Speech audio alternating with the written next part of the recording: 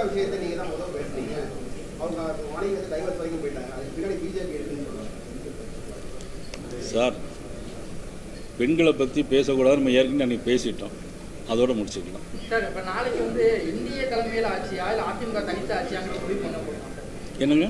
NDA கூட்டணி ஆட்சி தான் அமையுமா இல்லை அதிமுக தனித்த ஆட்சி அமையுமா? சார், அதிமுக தனித்து தான் ஆட்சி அமைக்கும். நிச்சயமாக நாங்கள் அது எங்களுக்கு இப்போ தான் பண்ணிகிட்டு இருக்கிறோம்.